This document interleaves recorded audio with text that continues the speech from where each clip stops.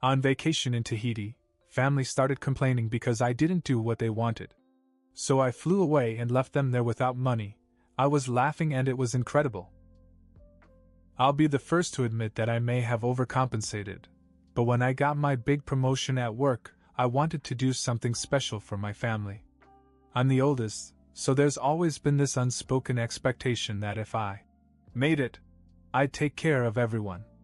And this year, I really did make it. I landed a 6-figure salary, shattered my goals, and even started dabbling in investing. So I thought, why not celebrate? A week in paradise sounded perfect.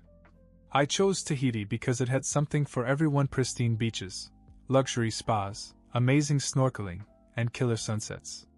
It wasn't the most extravagant trip, but it was very expensive. I paid for everything: flights, accommodations, activities, food. I even invited my parents and my twin sisters, Isabella and Jessica. They're 22, fresh out of college, and still figuring things out, so I figured they could use a break. When I first pitched the idea, they were all on board.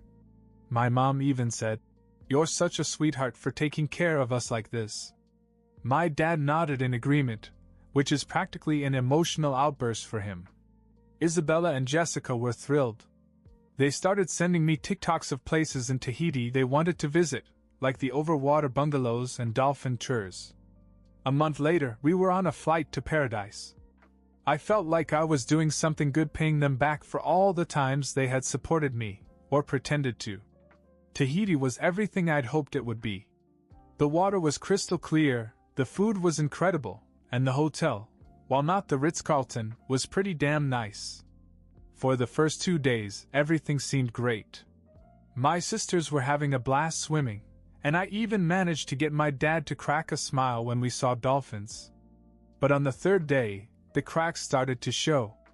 My mom and dad pulled me aside after dinner and dropped the bomb. "You know, it's nice here," my mom started, "but we really wanted to go to Hawaii." I blinked, not sure if I heard her right. "Hawaii?" "Yes," she said. "The Johnsons went there last month. Your father and I were really hoping you'd plan something like that. It would have been more exciting for us." "Exciting?" I repeated. "We're in damn Tahiti. Look around." But my mom shrugged and said, "Well, it's not the same." The Johnsons said the luau's in Hawaii were amazing. And they got to see Pearl Harbor. At first I thought it was a joke, but the more they talked, the clearer it became they weren't thrilled with the trip. I began to wonder if I had misread the room. Still, I brushed it off. I wasn't going to let a little grumbling ruin the vacation. Or so I thought. It only got worse from there. The next morning I tried to reset the mood. We had a whale watching tour booked, and I figured once we got out on the water, everyone would loosen up. Isabella and Jessica were still buzzing with excitement, so at least I had them on my side. The tour was incredible: whales breaching, the guide telling cool facts, the whole thing. I kept looking at my parents, waiting for them to say something positive, but they were mostly silent. My mom finally muttered, "Well, Hawaii has dolphins too." By lunchtime, the tension was thick. As my sisters raved about the morning, my mother began to list everything she thought was missing. "No pineapple plantations," she said, shaking her head. "No hula dancers. And where are the volcanoes? Hawaii has all that." My father chimed in. And the Johnsons said the shopping in Hawaii was incredible. "There's nothing like it here." I couldn't believe it. I mean, sure, Tahiti wasn't Hawaii, but it wasn't supposed to be. The whole point was to experience something different. But apparently I hadn't lived up to her expectations. That night, we went to a fancy restaurant that I'd booked months in advance. It was right on the beach, with live music and a menu of local specialties. I thought maybe this would finally win them over. Nope. My mother ordered fish and immediately complained that it was too exotic. My dad said his steak wasn't cooked the way he liked it. Meanwhile, Isabella and Jessica were having the time of their lives, taking pictures of their food and the sunset. After dinner, my parents cornered me in the lobby of the hotel. "You know," my mom said, "if you're doing so well now, Maybe you could help out a little more." "What do you mean?" I asked, already dreading the answer. "Well," she said, "your sisters still live with us, and we're getting older. It's time for them to have a place of their own. Maybe you could buy them a house or at least some nice apartments so we can finally have some peace and quiet." My father nodded. "And a new car wouldn't hurt either. That old Honda's falling apart." I just stared at her. Was this really happening? I'd already spent a small fortune on this trip and now they were asking me for more? "I can't do that," I said. "I've had a good year, but I'm not a millionaire. I have expenses, investments. I can't just buy houses and cars like they're nothing." My mother's face hardened. "So you're saying you're too cheap to help your family?" "What?" I said. "That's not what I'm saying at all." But she didn't stop. "You want to surprise us with this vacation, but you won't help your sisters? What kind of son are you?" I couldn't believe what I was hearing. They went on, digging up every perceived slight from my childhood. My father even said, "You've always been a disappointment, and I guess some things never change." That was it. Something inside me snapped. "You know what?" I said. "Good luck enjoying the rest of your vacation without me." And with that, I turned and walked away. I didn't sleep much that night. My mind kept replaying everything my parents had said. The insults, the guilt trips, it was like they'd been saving it up for years, just waiting for the right moment to unload. By the time the sun came up, I'd made up my mind. I was done. I wasn't going to spend another minute, let alone another dollar, on a family that clearly didn't appreciate anything I had done. I packed my bags in record time and went straight to the front desk. I told them I needed to check out early and book the next flight home. It wasn't until I was sitting in the airport lounge sipping coffee that it hit me. I'd just left my family in Tahiti. They had 4 days left, and I hadn't left them a penny. Not for meals, not for activities, not even for the cab ride back to the airport. I laughed out loud. Not because it made me feel good, I didn't, not entirely, but because the whole situation was so absurd. Here I was, the supposed disappointment, and yet I'd paid for the whole trip. And now I was the bad guy for not doing more? The flight home was blissfully quiet. No passive-aggressive comments, no guilt trips. Just me, a movie, and the knowledge that I had stood up for myself for the first time in years. When I landed, I turned on my phone and was immediately bombarded with messages. From my sisters. "Where are you? Did you leave? Mom and Dad are freaking out. What's going on? Please tell me this is a joke." And from my mom. "How could you do this to us? We're stranded here with no money. What were you thinking? You're so selfish. You've ruined this trip."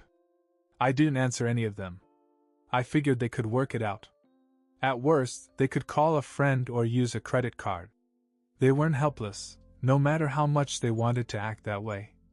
Over the next few days, I received occasional updates from my sisters.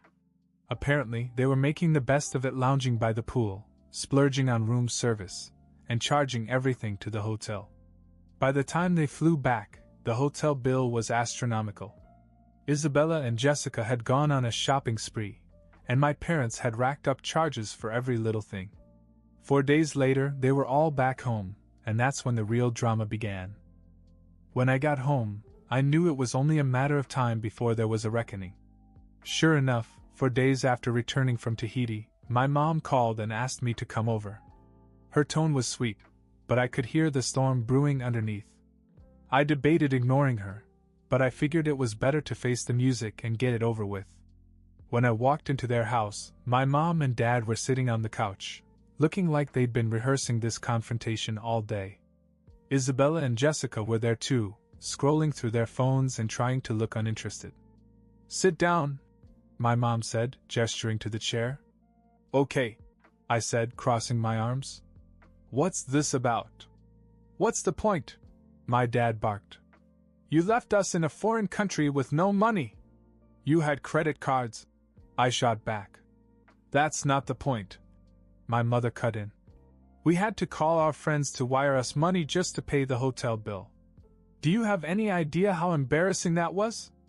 Oh, I can imagine, I said, trying not to laugh. And your sisters, she continued, were left with no spending money. How could you do that to them? Wait, I said, turning to Isabella and Jessica. You two went shopping, didn't you? And ordered room service every day? Jessica shrugged.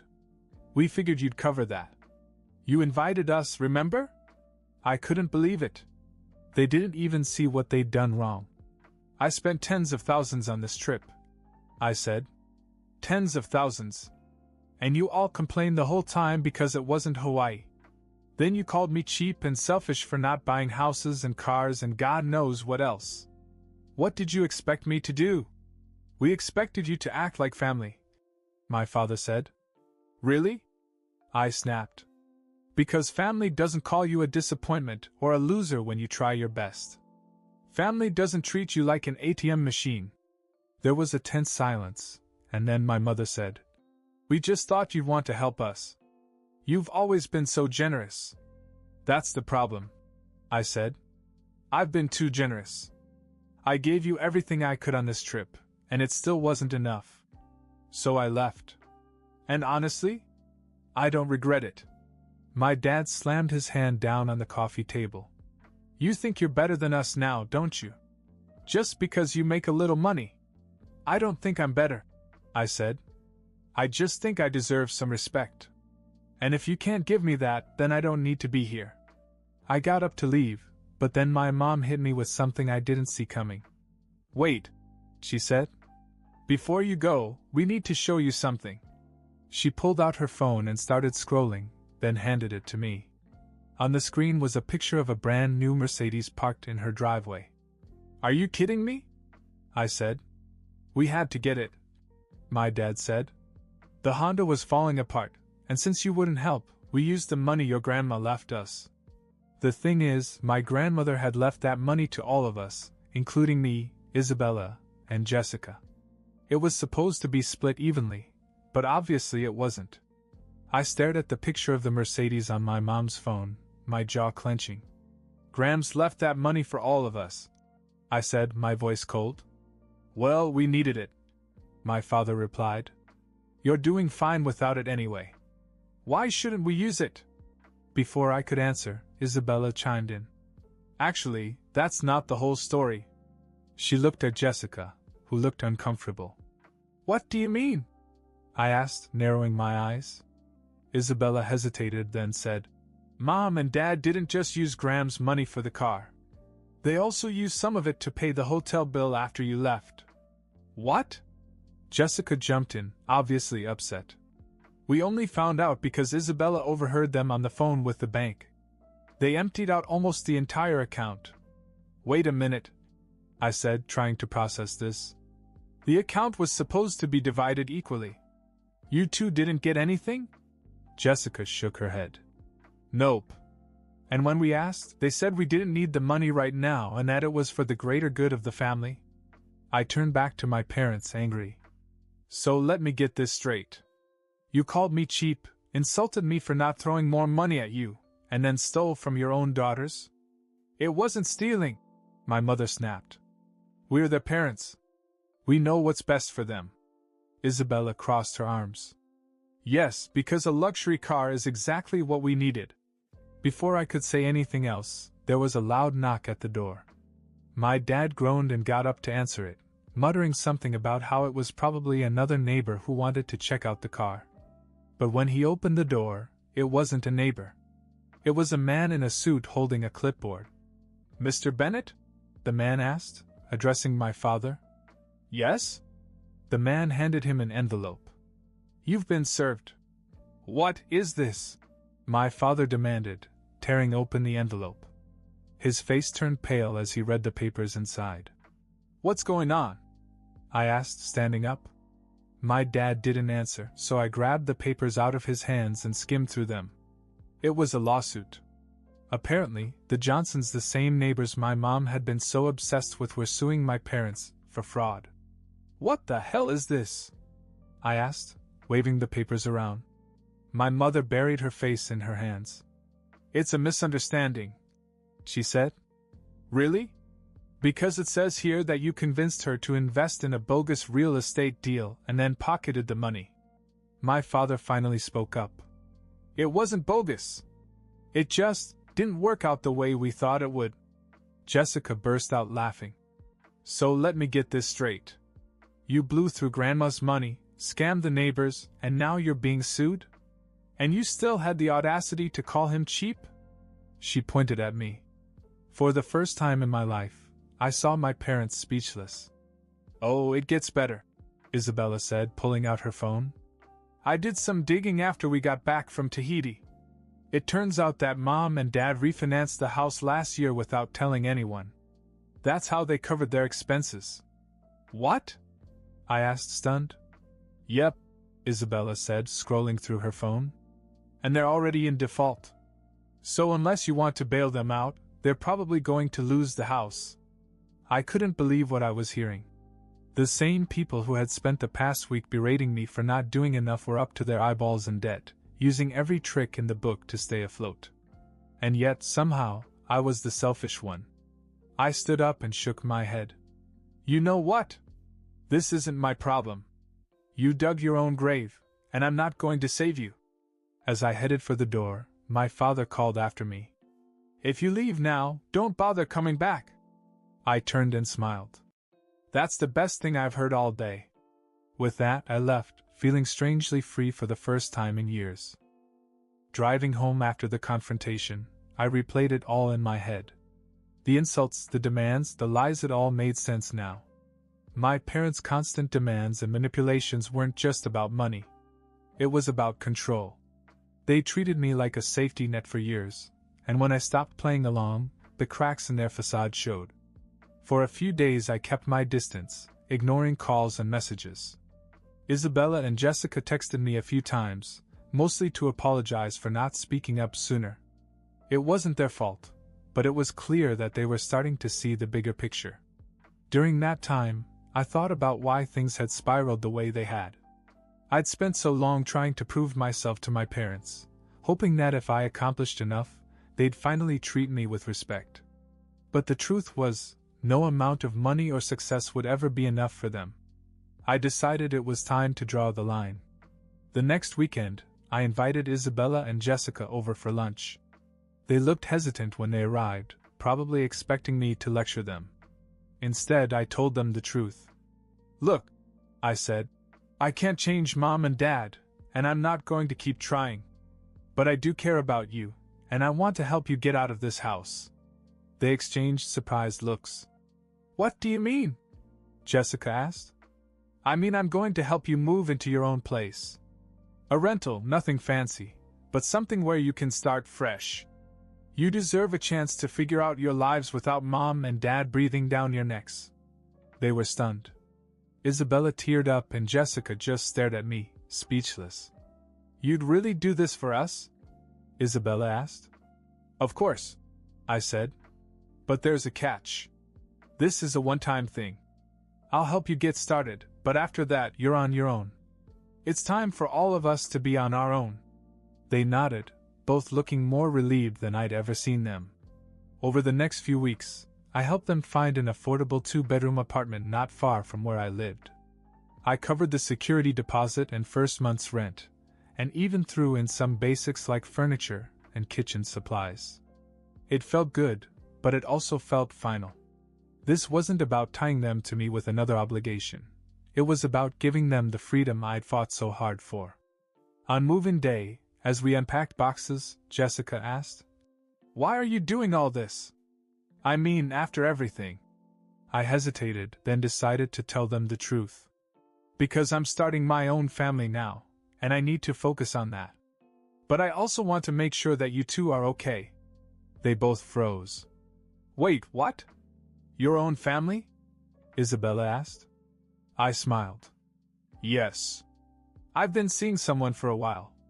Her name is Rachel. We're actually engaged. Their jaws dropped. You're kidding, Jessica said. Why didn't you tell us? Because I didn't want Mom and Dad to get involved and ruin it before it even started, I admitted. They laughed, probably because they knew exactly what I meant. As we finished unpacking, I felt a sense of peace I hadn't felt in years. My parents could keep their drama and their bad choices. I was done trying to clean up their messes.